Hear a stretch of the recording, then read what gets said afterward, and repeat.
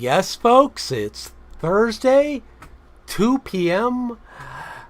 I'm Fred McMurray, which means this has to be...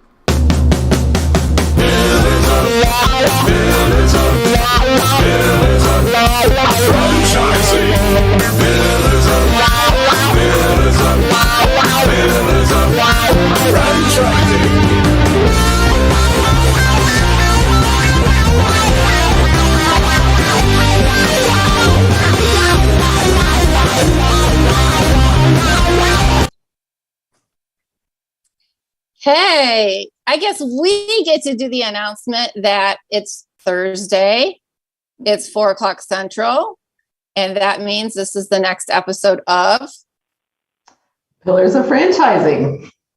Fred, we just stole that from you. Did you feel how that happened? Nope. He says nope. I think that means he forgot. I don't know. Either way, it's Friday Eve, my favorite day of the week next to Friday itself. Who's to say anything differently, right?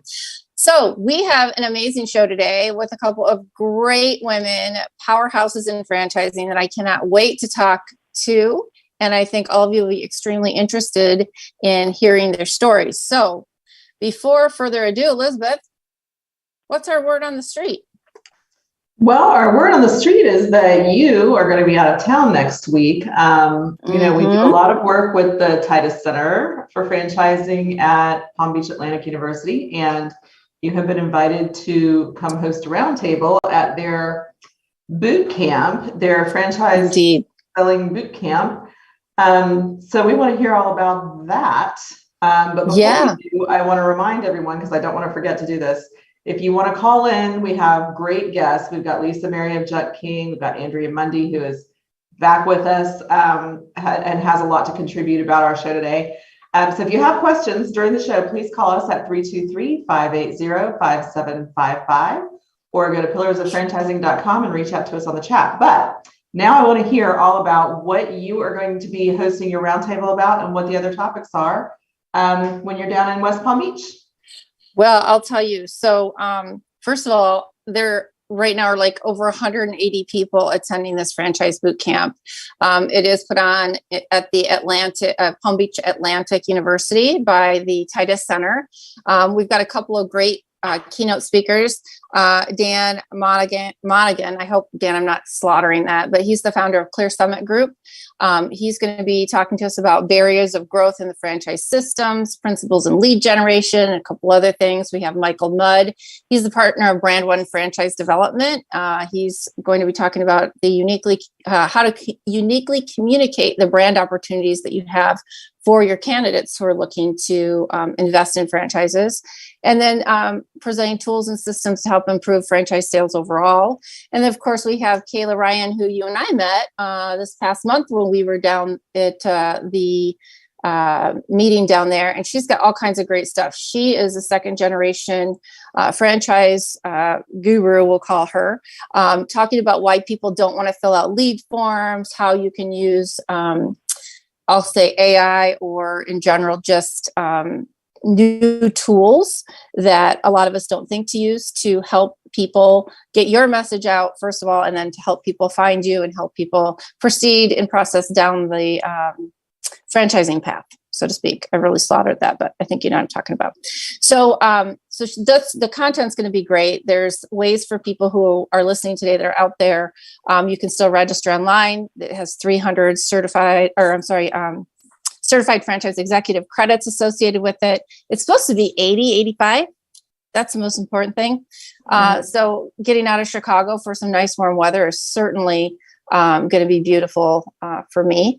And there's a ton of other things. I mean, really, this is going to be a great event. There's going to be a lot of people there, not only people who are looking to help others get into the franchising space, buying a franchise, but also franchisors are going. They'll send their development people. There's going to be some franchisors there to talk and meet with the people who are the consultants, the people who are selling franchises, and all kinds of different stuff. So I'm really looking forward to it. I think it's going to be a great time. And again, that's next week.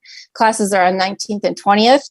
My roundtable is going to talk about how big of a sandbox do you want to play in? And that basically is talking about exactly what we're discussing here on the show today. How do you go from a brand, or how do you know if you want to choose a brand that is a founder brand?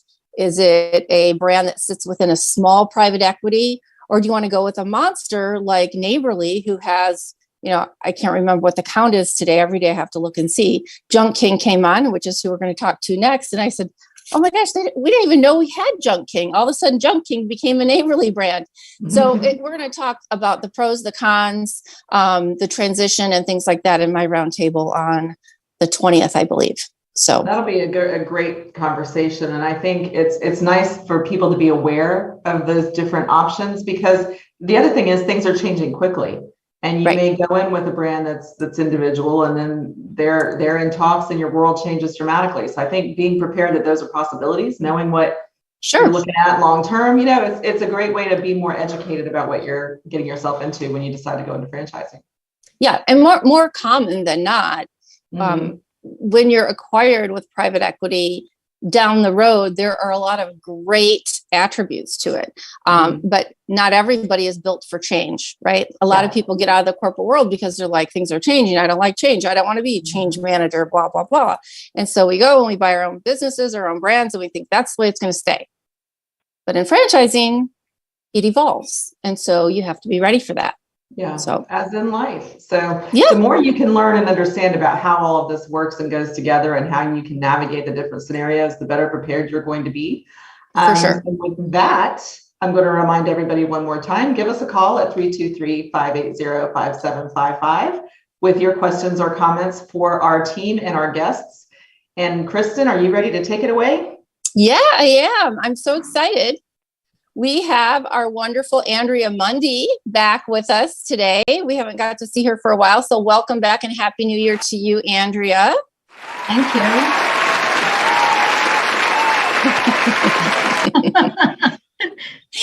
Fred loves the And I'm super excited to welcome Lisa Mary, who's currently the president of Junk King. She was prior to the acquisition, I should say, by Neighborly, as I just mentioned. Funny, I just found out about it like in December, and the acquisition here was in November.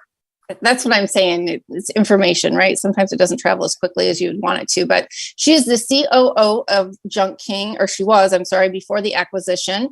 And she was brought on then as it changed from a founder's franchise into the first private equity.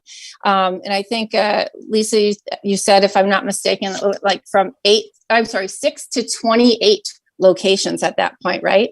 6 to 28 corporate staff. We had 96 locations. People. Yeah, we had 96 locations when Norwest first came in and acquired us. And in the 3.5 years have built to 172 locations. So very exciting to go from 96 to 172. And that is why a company like Neighborly wanted you. Absolutely. And so now you're responsible for overseeing the day-to-day operations and administration functions of the business, focusing on establishing the policies and promoting strong company culture, which we talk about a lot here, which is fantastic. And then you're designing and implementing the internal business. As you said, Kristin, people fear change, but we also have to realize that, with opportunity is going to come change. And, the business kind of atmosphere is always changing, and we have to be at least agile enough to change with it and stay, moving with our customer. So that's very, very important. Well, I was very excited to see that you also spent some time with our friends over at Huntington Learning Centers. We've had Ann on the show before. So you have been around in the franchising industry for quite some time. Do you want to just tell us briefly about your journey and why you are really the right fit for the role you have today? Sure, absolutely. So I graduated from Penn State with a degree in mathematics. I always wanted to be a teacher. And my father said, absolutely not, because teachers make $1 a day. So you cannot go down that path. Unhappy to him, I still became a teacher. But because I only made $1 a day, I had to have a second job. And that second job was actually at Huntington Learning Center as a tutor in mathematics. That was my first introduction to a franchising concept, because little did I know I was working for a franchise location. After about 2 years of teaching in the classroom, I really fell in love with Huntington and its methodology and what we were able to accomplish with kids, as I'm sure you've heard Anne talk about many times. Yeah. And so I actually made the switch out of the classroom into the business side of education, and just became, over 16 years with Huntington, all knowing and all seeing about franchising. And the same way I fell in love with the methodology of the way Huntington educates kids, I really fell in love with franchising. It is an amazing opportunity for someone who has an entrepreneurial spirit, but doesn't necessarily want to take all the risks themselves. And, in franchising, now that I've been here over 25 years, which is a really long time, you learn that, these entrepreneurs want to get into business for themselves, but not by themselves. So there are still rules and there are still things that you have to follow in a franchise. But as I not only moved on from Huntington to other franchise brands, just working with the breadth of franchise owners that I have over the years, it's exciting to see them bring their own personality to each brand, because there is still the opportunity to do that. So I think if you go into that idea of either becoming a franchisee or making the move to become a franchisor and start franchising, your own brand, there's just so much benefit to it, to be part of a structured system and have that support. I love how you tied what you used to do, what your career was of teaching, and how you were able to find a franchise brand that just melded with that. And I think that a lot of people don't realize, so many think of franchising and they think of fast food. Right. And I'm so excited because there's so many different models out there. It's like, no matter what your job is today, there's a model out there for you. There's absolutely. So excellent. So Andrea, would you like to get us queued up? We've got a bazillion questions. I do. Well, I actually wanted to tell you that I was also a teacher early in my career for a very, very brief amount of time. So I think that's interesting that we both have that background. But what I was curious about, you said two things. One I read in your bio, and then one you just said right now, that one of your accountabilities is to establish policies to create a strong company culture. And I'm just curious exactly what that means. And I know that in many companies, they talk about having a culture, but they don't necessarily hold anyone accountable for that. So you seem to have a lot of experience and a reputation for being able to do that. So how have you been able to hold people, whether it be franchisees or people that are actually working for the franchisor, accountable for that?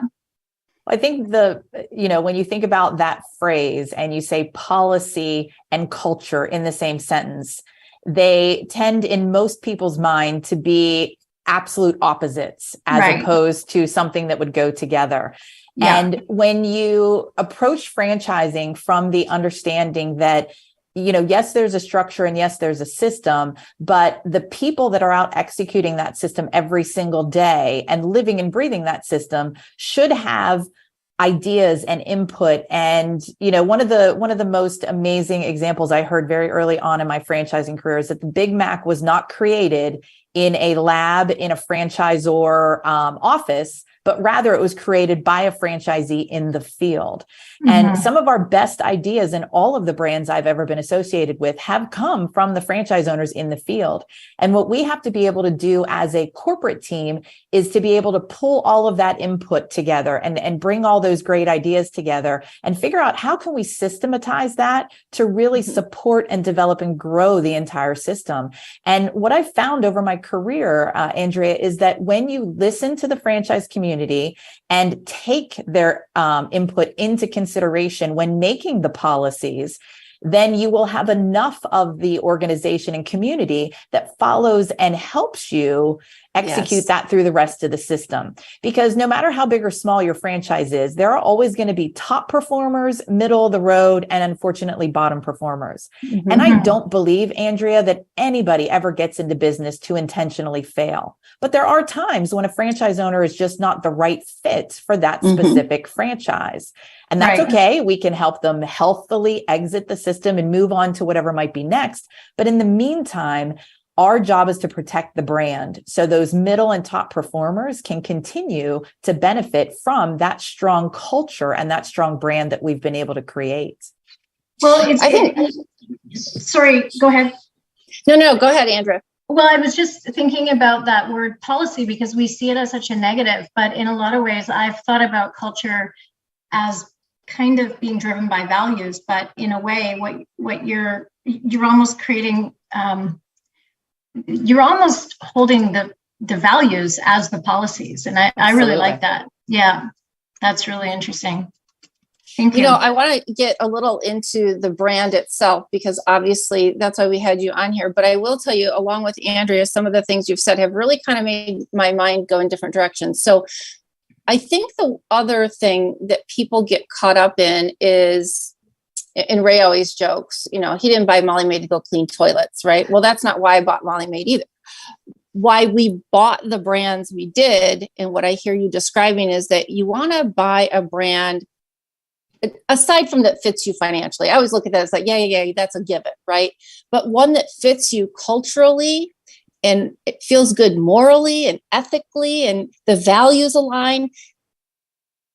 You just made me think, like, who cares what the brand is necessarily? I would do Junk King, right? Right. Now, what would my girlfriend say when they're like, oh my gosh, Kristin, you're by a junk company, right? Well, think about that, Kristin. I went from educating our youth to hauling junk. And every one of my friends and family were like, what are you doing? And not only was it a very exciting, cutting edge, growing brand, which needed some of that structure that I had, gained knowledge of and skill set with over my years in franchising.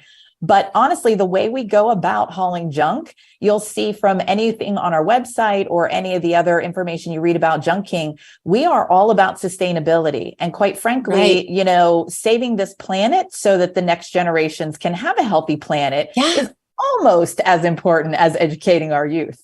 Well, the newest generation coming in to invest in franchising systems, that's what they're all about, right? My daughter is the craziest one. You say, what do you want for Christmas? I just want to go to Salvation Army. I just want to go. I'm like, what? Right. She's like, Mom, there's no reason to buy new clothes. That is that has so much pollution to the earth. I'd rather just go and seek out and find used clothes. And I'm like, did she just say that? I mean, but that's the generation out of that's my in child's college. mouth. And not that I love going to find a good bargain too, but it's so different from even 10 years ago when you ask your kids what you want for Christmas. They're not asking for gift cards to Salvation Army. They're looking for gift cards to Macy's. Right. And when you think about that idea of sustainability, becoming part of a junk company, of course, doing my research, learning all about dump trucks, which my nephews thought I was the coolest aunt ever because they think I drive dump trucks every day. But you start to look at that and say, what does it mean to recycle? What does it mean to repurpose and reuse? And I will tell you, recycling is not easy and it's not cheap. And most cities, even though they try to recycle, don't do it very well. And it's not a knock on them. They just don't have the manpower or the funding to be able to do it correctly.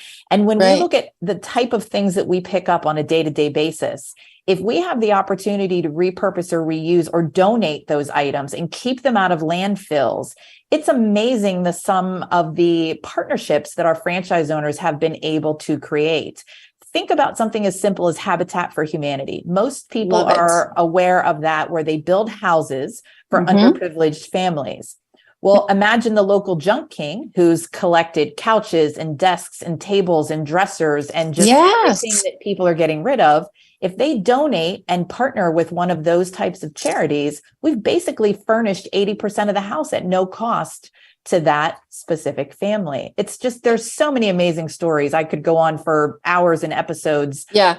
But knowing that that's at the core of who we are as Junk King and keeping that sustainability front and foremost, it's absolutely another piece, not only our success and our units and our revenue, but really that attention to the environment is what allowed Neighborly to say, this is a company we really want to make part of our, home services portfolio.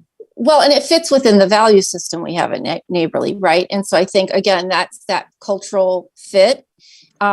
So let's talk about people who own a Junk King. Like, what's my everyday routine? Because I'm super excited. I love the whole idea. I think it's super slick, even though it's named Junk King and people think, oh, you're a garbage hauler. No, not really. If you market it, like you said, we're giving back to the earth, right? We're recycling, we're upcycling, whatever. I guess I just totally lost my train of thought. How embarrassing is that, right? So tell me what my typical day in the life of a Junk King owner is. Sure, absolutely. So as an owner, you are going to spend marketing dollars to get people to be aware of the brand in the market. So whether you're in Atlanta or Florida or here in California, where our corporate office is located, somebody's going to look up, I need to get rid of a refrigerator. I need to clean out an attic. I need to, get a hot tub out of the backyard, whatever it might be. Yeah. Our franchise owners offer several different types of services. Full service, where we show up with a big red truck and take care of all the labor and get rid of everything. And that's one way. We can drop a 12-yard dumpster, which is what we call driveway friendly. So for those do-it-yourselfers. And we're just in the process of launching a 3-yard dumpster bag. So it can actually come shipped to your house. And when you fill it up, you click a QR code and set the appointment and we come and pick it up.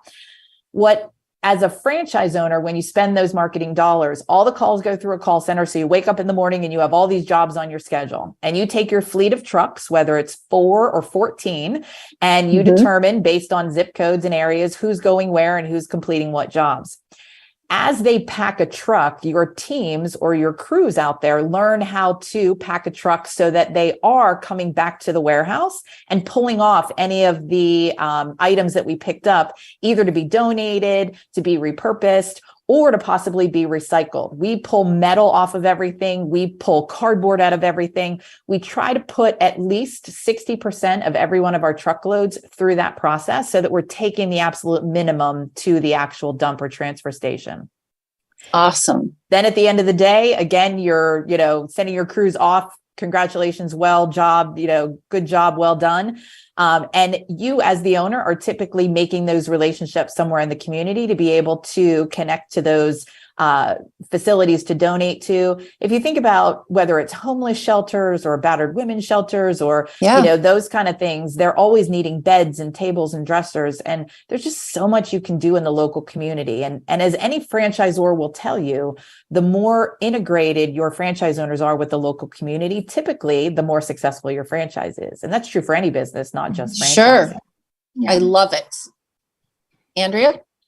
Yeah, I had a question about something that you said early on, just in terms of when that acquisition took place. And you said that there was some management of fear that some of the franchisees you felt might have. And I don't know if this is something you can quantify. I was curious from your experience, whether it be with them or with other companies you've been with, like overall, do you think that there's kind of a general split or ratio of people that see that change as something very exciting and they kind of jump into it, like they just trust that you figured it out, whatever is going to happen is going to be better than now, right? And then what percentage, it's not that they're necessarily negative, but from my experience in going through something similar, they just take a different amount of time to process that change because it is fear-based. So do you think you could quantify that overall in like a ratio of percentages of people? Sure. You're a math person, so I'm a math person, absolutely. I can quantify anything.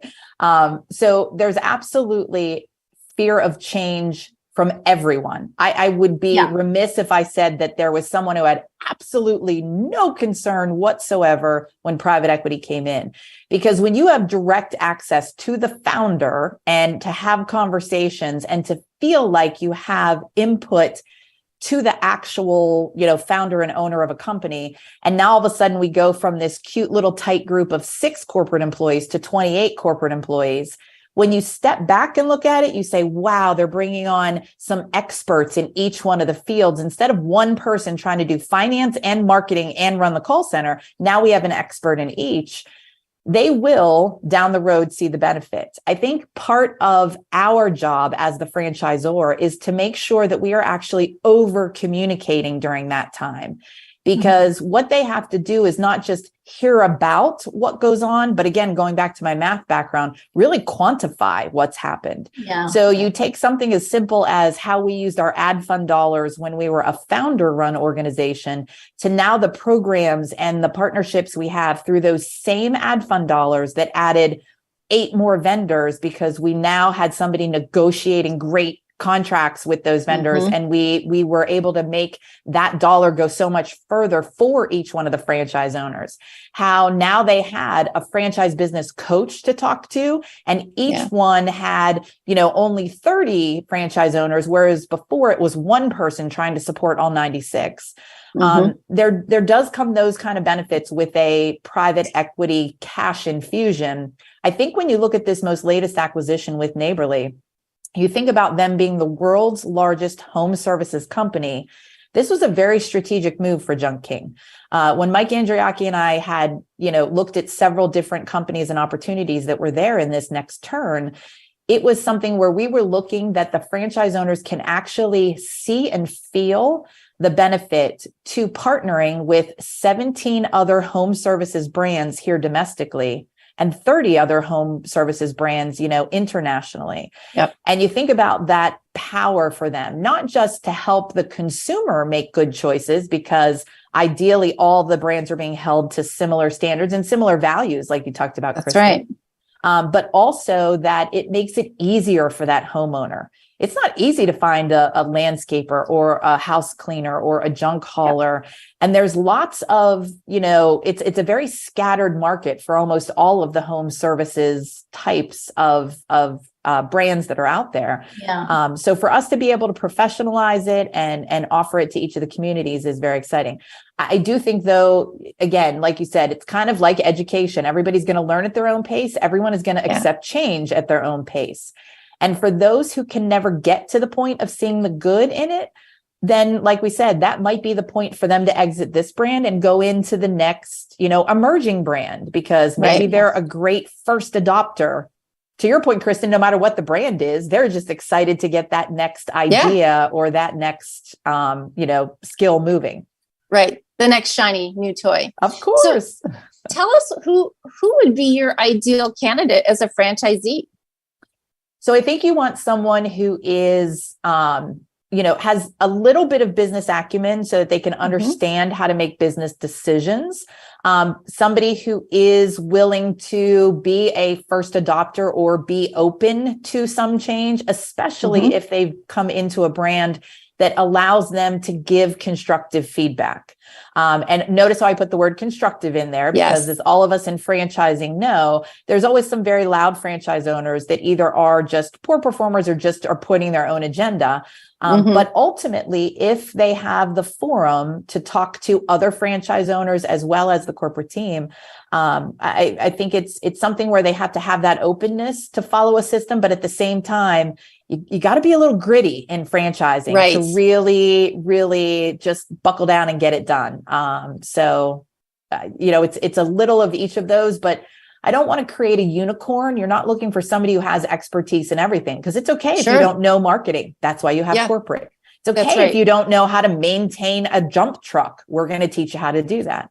It's okay if you don't know how to hire employees. We're going to teach you how to do that. So if you have one or two of those characteristics, and then you can use the support of the system provided to you, then you're going to be successful in any brand. Excellent. Andrew, do you have another question? I wanted to understand, at what point do you think it's the best time to introduce that you've made the decision to take this deal on? Because, on the one hand, transparency is really important, but it's also got to be at the right time that you feel like you've got all the ducks in the row to be able to answer all the questions that come with that. Yeah, I will say this Neighborly transition was actually a bit of a surprise to our franchise owners, but not a surprise. Okay. As soon as we were acquired in April of 2019, which was founder run to the first private equity, that was the one they were most scared about, because they didn't know, was the founder just going to disappear? And now was it going to be all corporate and there was going to be no, family, which is basically what they had built. And I would say any brand, the first 20 to 40 franchise owners feel like family, because they're really building the brand from the ground up, together. Yeah. So that was the biggest fear, was, were we going to lose that sense of family? And it took us a good year to prove to them, like, nope, we're still family. We're still here. Yeah. We're still all working together. Ever since that first acquisition, every franchise owner knew that a private equity has a 5-year plan. And their goal was going to be to, build this up and infuse the money needed to make the investments to grow the business. And we saw great growth over those 3.5 years. So much so that we went through this next transition in 3.5 instead of 5 years. So like I said, they were a little surprised at the speed of it, but they've always asked me in the 3.5 years I've been here, so when do you think, the next transition is going to happen? And who do you think it's going to be? I think their only fear in that, Andrea, was, were we going to go to roll into another concept? Was one of the other junk companies going to buy us to just get us out of the mix, because we are such a strong, second place to the top producer right now. And when they saw us make that step with Neighborly, where the goal was to be able to partner with all these other home services companies, junking has a bit of a benefit, because we have 2 customers that we're able to help. Not only the homeowner themselves, who Neighborly prides themselves on having all of the home services to offer each customer, but we can also support the other companies.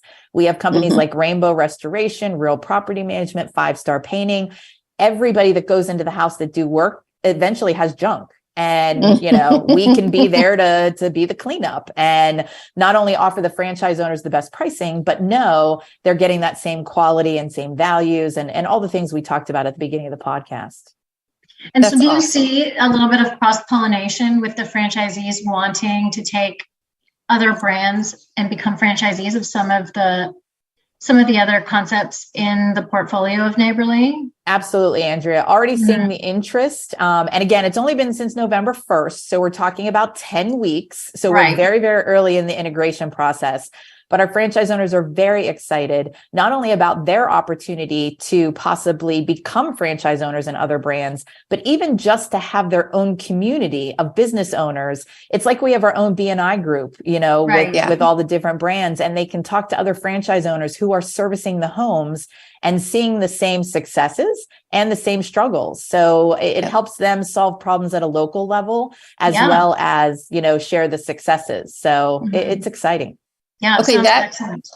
That makes me think of something that you need to take to Neighborly for our next reunion, which is, aside from having all these brand specifics, we need to do some regional stuff with all the brands, right? Yes. So, Ray and I happen to be in Chicago. I would love to meet my Junk King neighbors. Yeah. And the great thing that you pointed out, and I will be talking with people about next week in West Palm Beach, is the beauty of having a parent company, private equity, whatever you want to call it. Neighborly, I don't even know. We just call them kind of the parent company, right? Sure. For them is that you have so many different businesses within there that you can talk to, that you can consider. So I'm looking to piggyback something on top of my Molly Maid. Well, what better place to look than right inside Neighborly?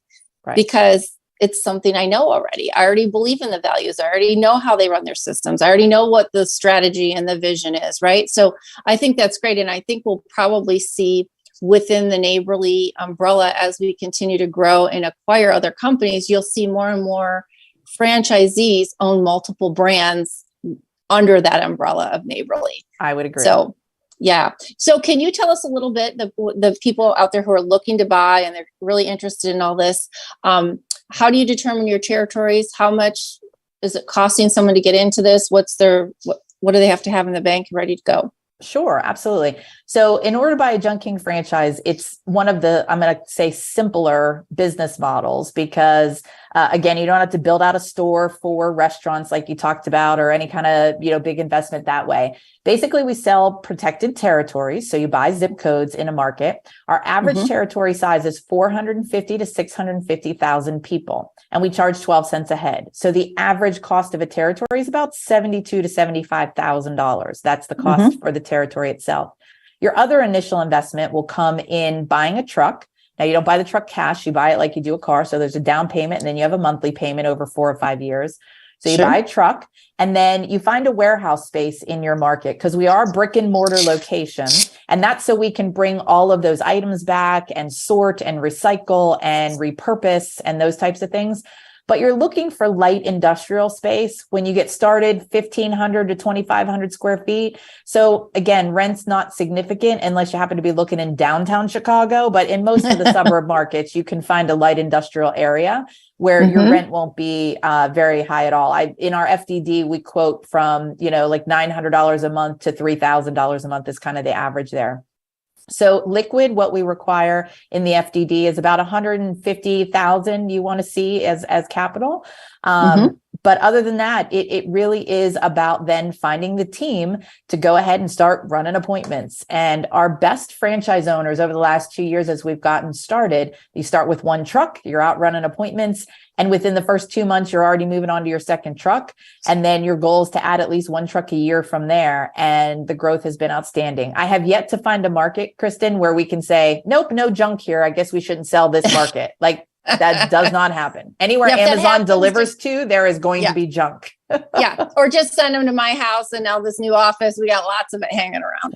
Absolutely. Well, that's awesome. Is there anything else that you think is important for our listeners to know about Junk King, Neighborly, in general, opportunities that you have out there for them? I do think the biggest takeaway is that, when you're looking for somebody to take care of the house and you look at those values that we go back to, Kristin, the thing I've learned early about Neighborly is they do really care about the franchise owners, which is important to us, because they're the ones out there representing our brands, whether it's the individual 17, 18 brands around the home with Neighborly or the bigger Neighborly brand. And I do think that's a newer concept for home services, is to say, how can we offer all of those services to a customer? So I'm so excited for the next 3 to 5 years and just how much opportunity there is, not just for our franchise owners here at Junk King, but also just the whole Neighborly brand as a whole. Yeah, absolutely. As a Neighborly brand myself, I can't agree more. I really think that, both of you touched on the fear. And I can tell you, when I was down at the FBA conference, I had someone from another cleaning company, another cleaning franchise, approach me and say, oh my gosh, we just got acquired. And I know you guys were acquired. And he just wanted to talk about, like, what is that like? And what should he expect? And was it really as bad as they think that it's going to be? And I said, really, it's not. But yes, the fear of the unknown is always the first step. So your point to making sure that the franchisor gets out in front and starts talking to people and giving them straight talk, I think is very important. And, as goes change, I mean, it takes time, right? It does. Everything evolves. And so I think in a lot of ways, like you said, if you're somebody who doesn't want to do change, pick your brand carefully. Because the successful brands are going to be movers and shakers. They are. And for the rest of us who are ready to go, society stays stagnant, but that's not the case. I mean, not at all. Who would have ever thought, I'm not going to tell you how old I am, but who would have ever thought that shopping malls don't exist anymore? Like, literally, they're like just going down in a ball of flames because everybody does everything online. Like, who would have ever thought that? Who would have ever thought that work from home is a real thing after the pandemic? And you look at somebody like Junk King or Molly Maid, well, you have to clean out a room to be able to set up your workspace. So guess what? That means Junk King has opportunity. So society and the economic environment and all these things are always in flux. At some level, we have to be able to move with that without changing the core of who we are. And I think that's, Andrea, when you talk about change, there's good change and there's bad change. And they, of course, jump to the fear of it's all going to be bad. And as long as you can show them enough wins over a period of time, I guarantee you there will be something that a franchise owner does not like in this change. I guarantee you that. But hopefully there will be many, many more wins that they will see the benefits over the one or two kind of, snarly or not so fun things that they have to deal with becoming part of a bigger organization. Awesome.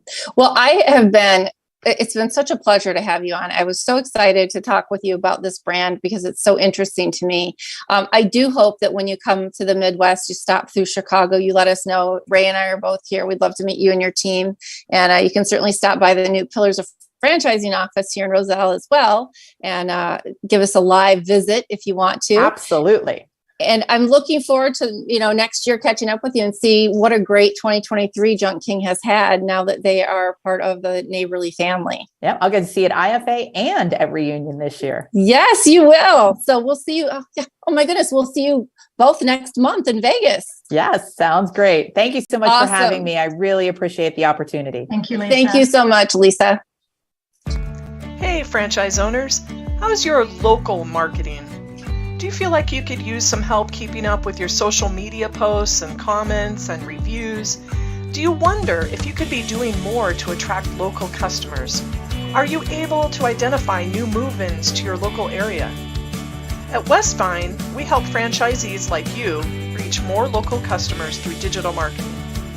With daily monitoring, creative content, and ad placement, and customer data intelligence, we'll get your business in front of the people who want your products or services.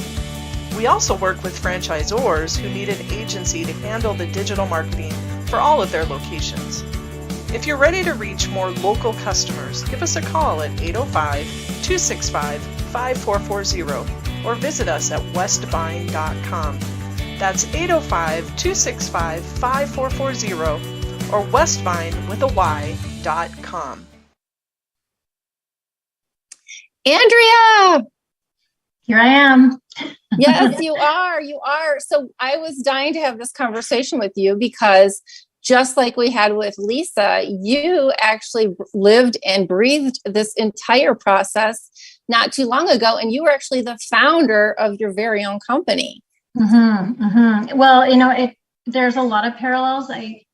I paid a lot of attention to what Lisa was saying about fear because it's difficult. And we didn't get into it with her, but as in her role that she's had within the company, and then even for the founder, there's also fear that they have, right? In what the reaction is going to be from the franchisees, because you do care. They have been there with you throughout that process.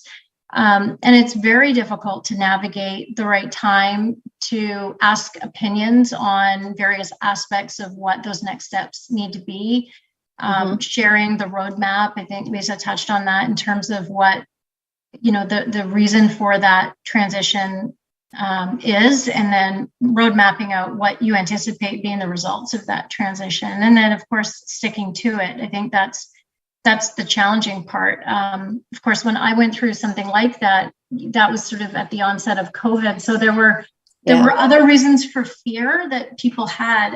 And so that was sort of an interesting piggyback to be on as well. But I also think you said something that was really impactful, and that was that the great brands are the ones that are making changes, though. If they're not making changes and growing, they're probably not going to make it in the long run. And I think that was a really important point.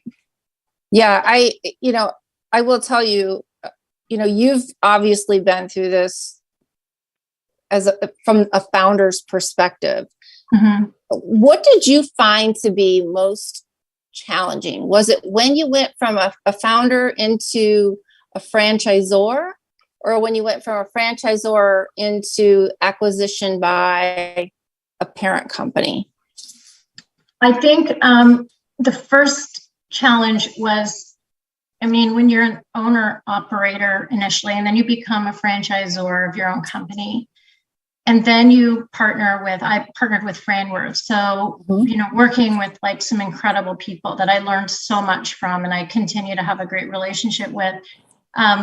You don't know really where you measure up on the totem pole, so to speak, right? Sure. Because when you're the CEO of your own company, it's kind of a meaningless term. It's like it's a corporate term, right? But and I never had a title like that before because it wasn't important to me. It was more just that, you know, at some point, once you get to a certain size, you kind of start to need to have some certain identities within your roles.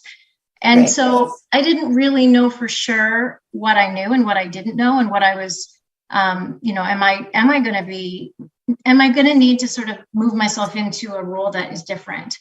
And I was surprised by how much I actually did bring to the table, but I also felt like the value I wanted was to gain knowledge and learn. And I felt like I got like a kind of a perfect balance of that with Franworth, where I had that expertise, but I also was able to learn a lot. And now I've done a lot of consulting in the last couple of years, and being able to bring sort of some of those systems into other systems has been, you know, wonderful. And to be able to help a company get themselves set up for franchising, I think has been because of that experience I've had. So I think probably that was the first part, but that's almost like your own internal story that you tell yourself. And I mean, I'll be honest about it.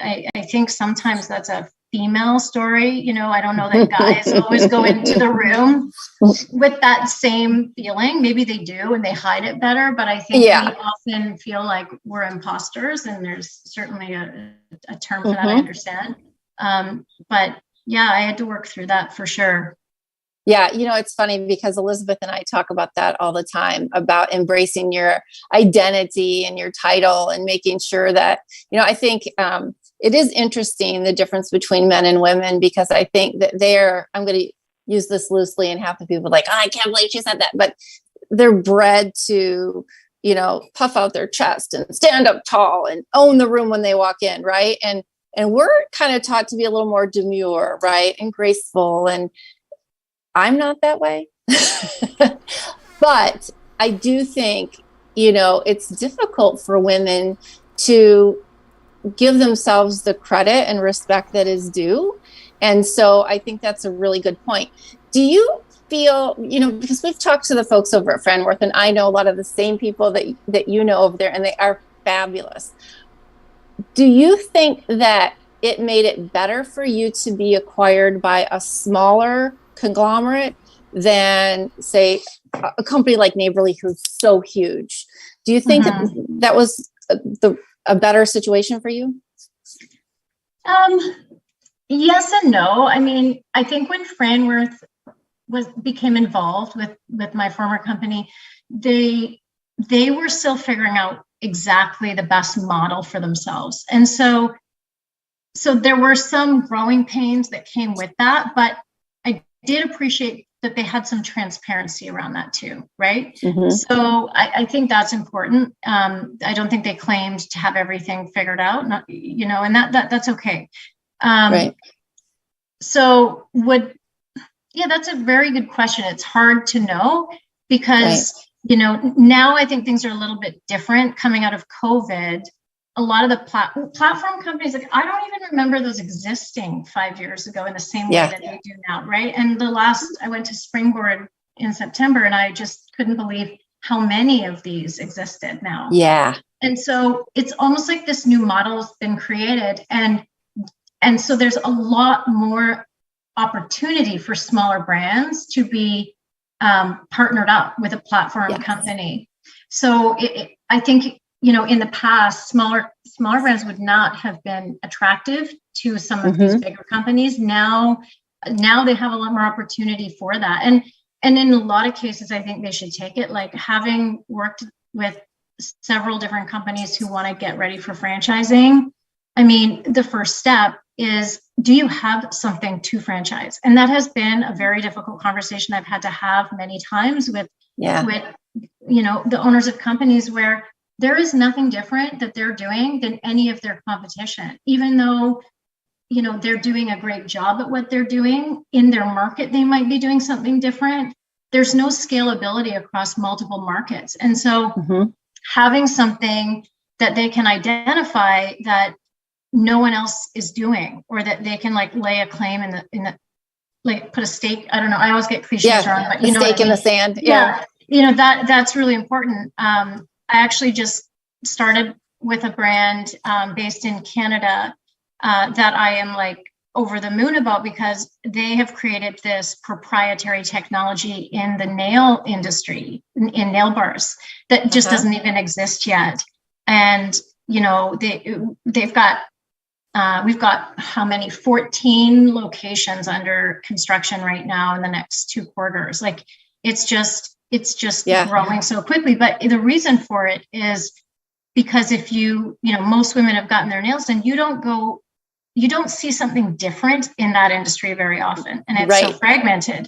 So when I look at that, I'm like, yeah, this is it, right? Like you've got all of those things dialed. You've got a system, you've got proprietary technology that doesn't yet exist. There'll be copycats for sure, but there's an opportunity to own that category. Yep. But so many companies they haven't got that yet. So I think that's the first step. And I think a lot of the platform companies can help a smaller brand hone in on that. And it might mean conceptually making some changes. So maybe that's better small. Yeah. So let me ask you that very thing.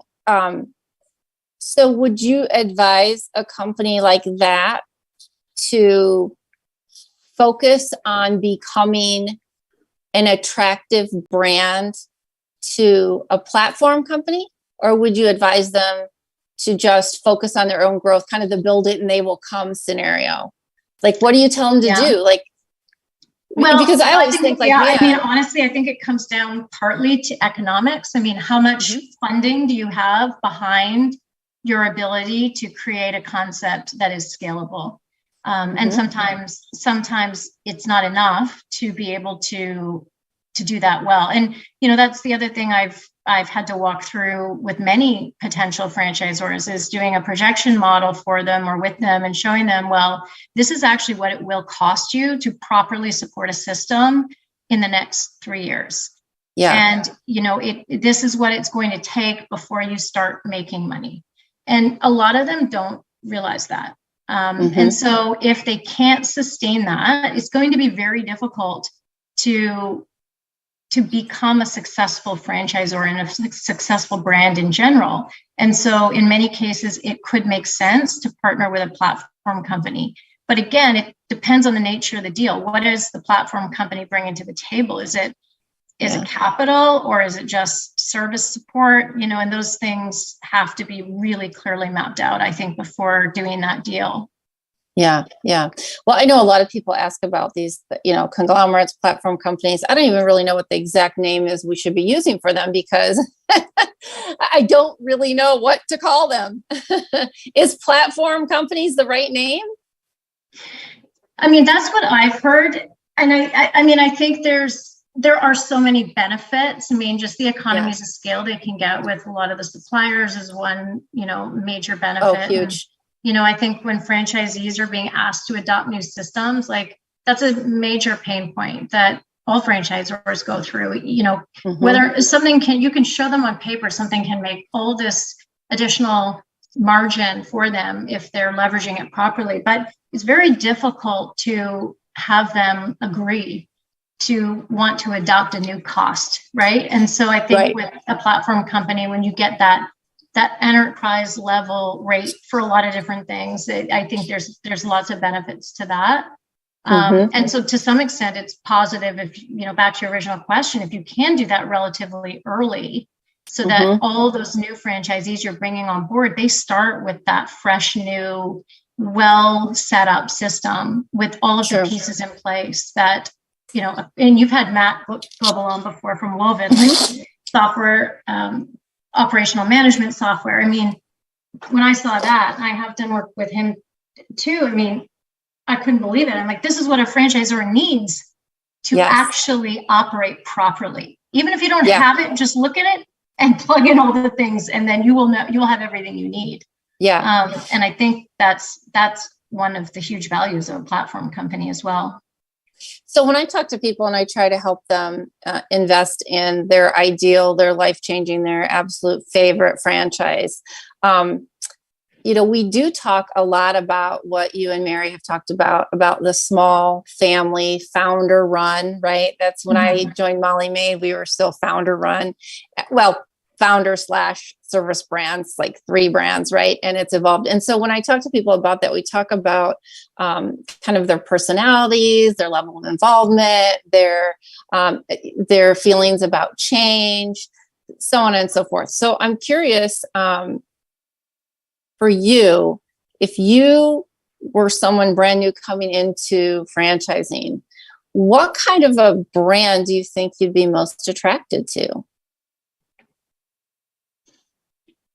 Oh, that's a good question. I mean, I think for me, and if I were looking personally for something for me, I will say that I think you're very naive to think that a completely hands-off concept exists. Yes. I think if you're getting into franchising because you want it to be an investment that sits on its own and you just have passive income, I think you're better to play the market. Like that's a better use of your capital.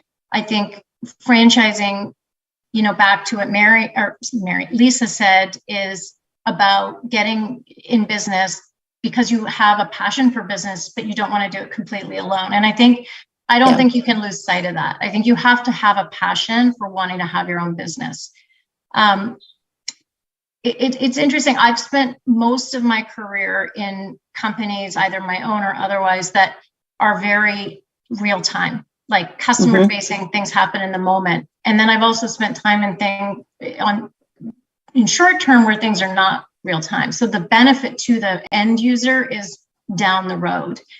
I don't like that as much. I've realized, I actually really like to see how someone responds to an experience that gets created. Right. Yeah.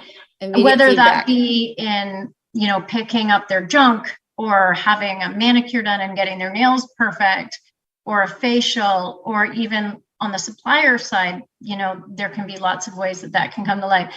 I like seeing something real and tangible that someone enjoys that was created. That's a good super point. Important. Yeah. So I can't say whether it's industry specific, because I don't think it is. I think I'm industry agnostic in that way. I just want to have some immediate connection to that end user.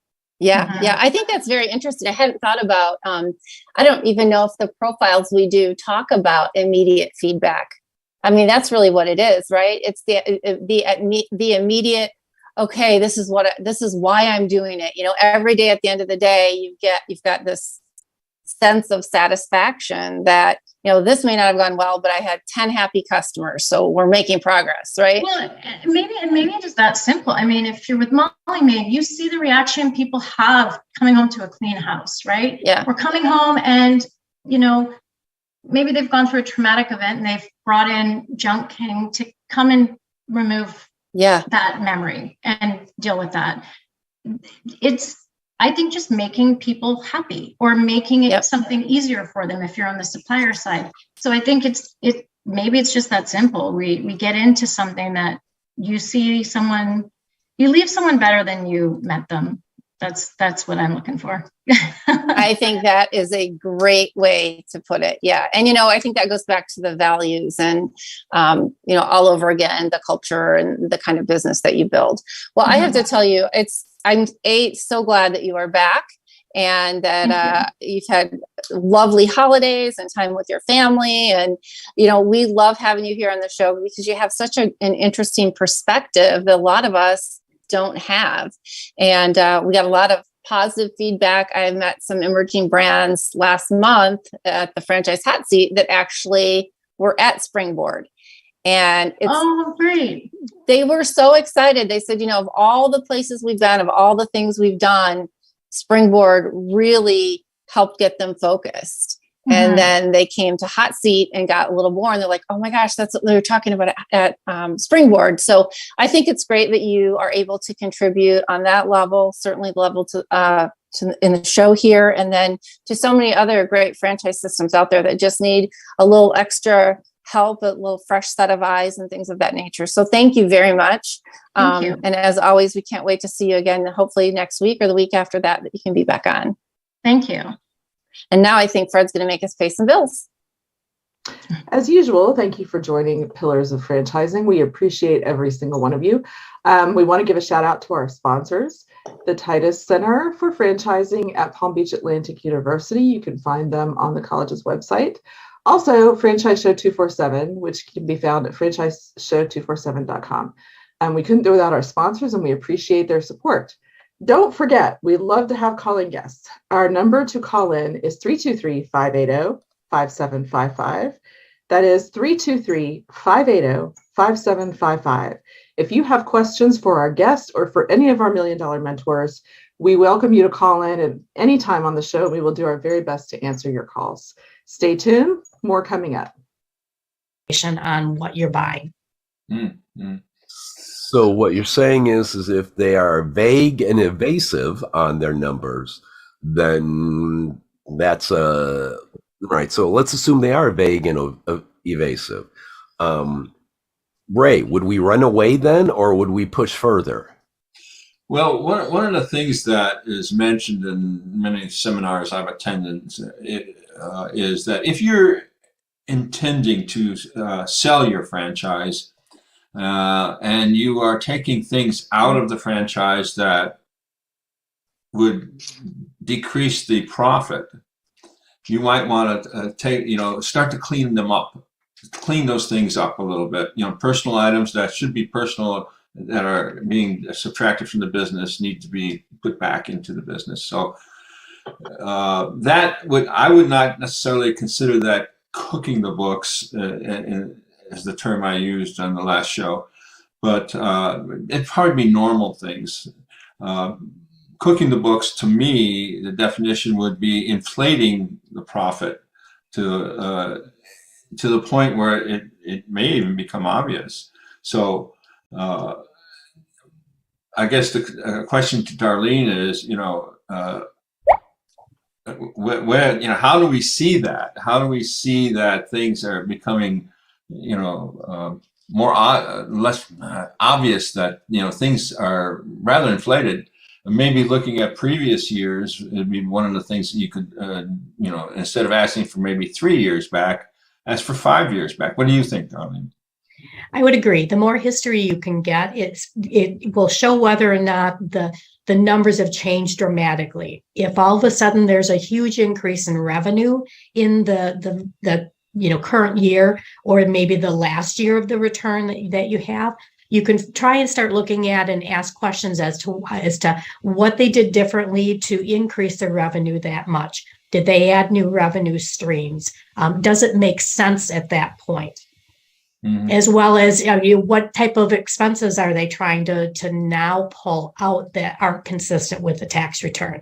I mean, there are certain business expenses that are normal and ordinary, such as your vehicle being on the books, certain meals and entertainment for your employees or your customers or potential customers. There are certain expenses out there that are normal.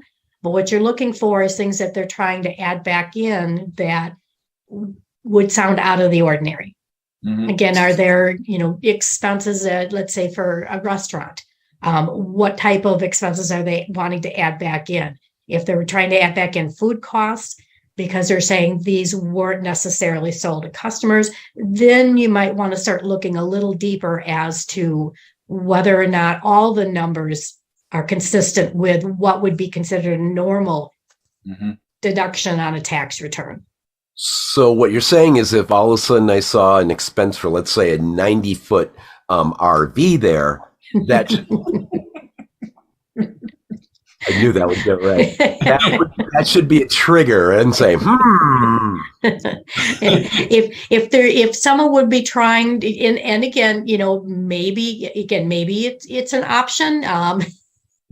Depending upon what type of, is it a roaming accounting firm? Is it a roaming cleaning company? Is it, that might be the vehicle of somewhat choice, but But you do want to make sure that it makes sense as to what they're trying to have you add back in or subtract out in that case. Mm-hmm.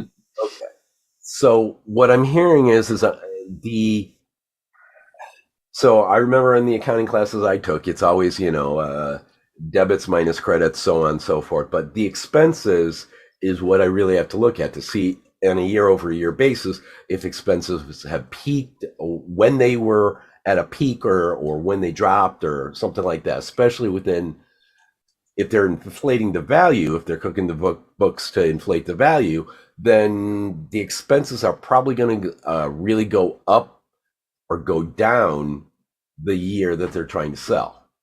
Right. And there can be good reasons why that could happen. It could be a timing difference. It could be, again, were there extraordinary expenses in a certain year? But you're looking for the consistency over the years, because that's going to help you determine what the actual percentage is and what your profits can be expected. Okay. So that all makes sense to me. So let's assume I've gotten to this point and I said, okay, I think there's something oddball, or maybe I don't think there's something oddball. When do I bring a professional in? I think that you really want to bring a professional in, even if it does look like everything is good.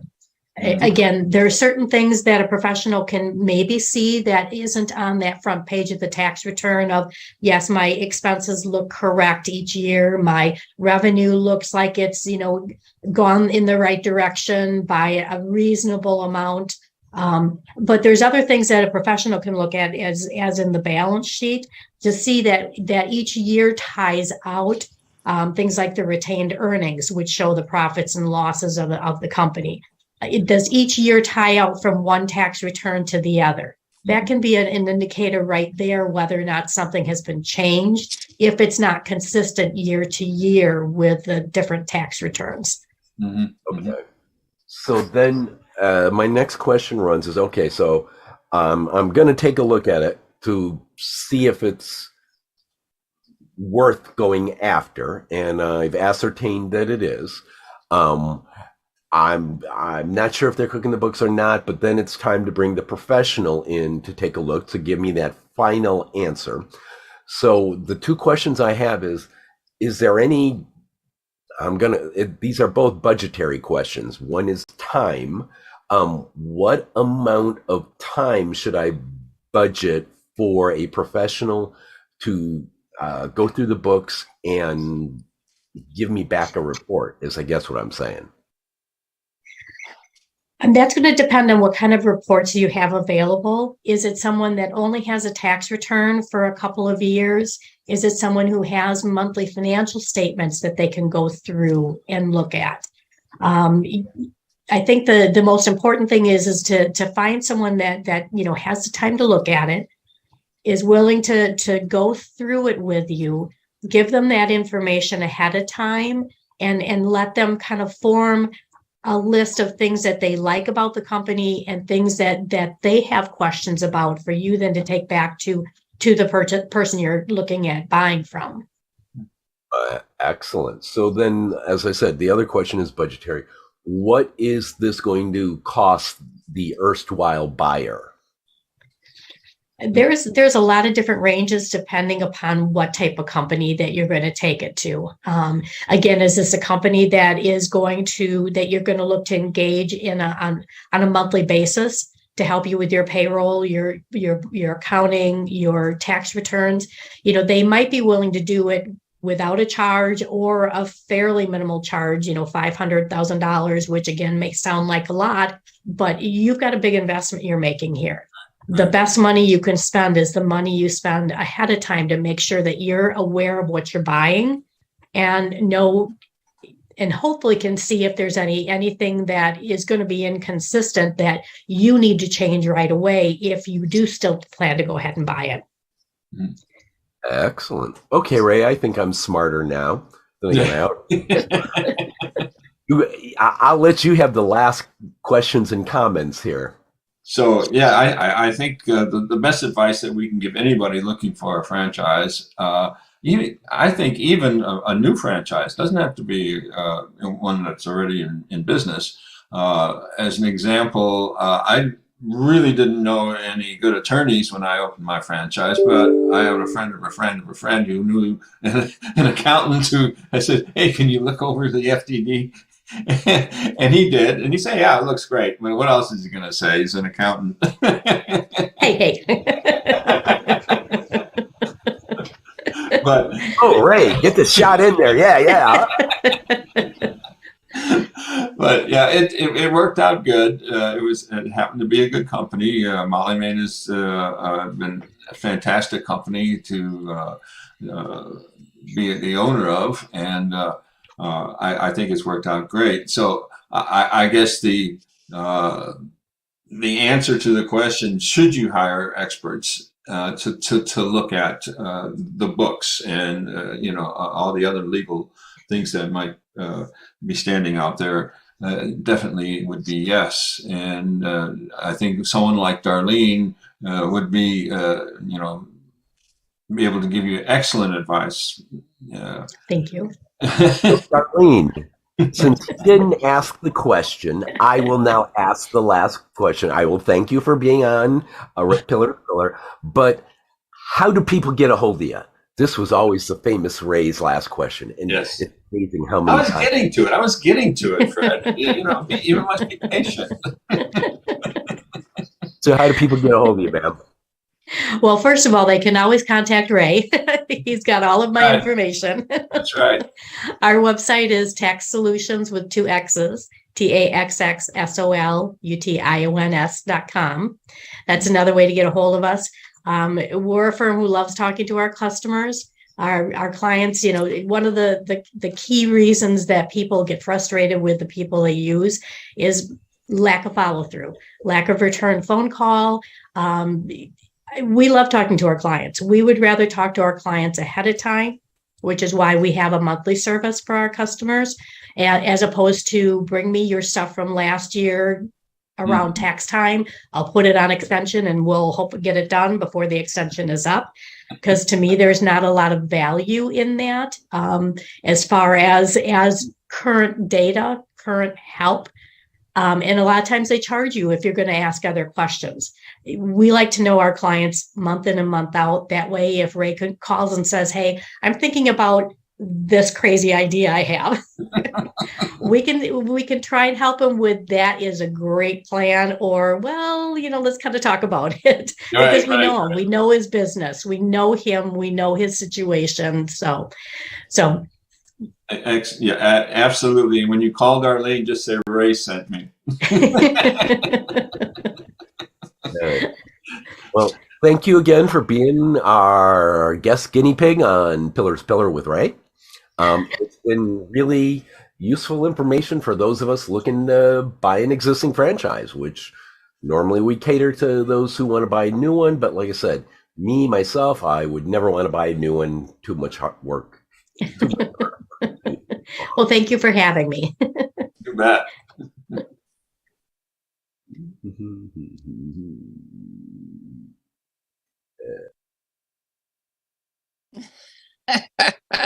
Ray and a crazy question. Who would have ever thunk it?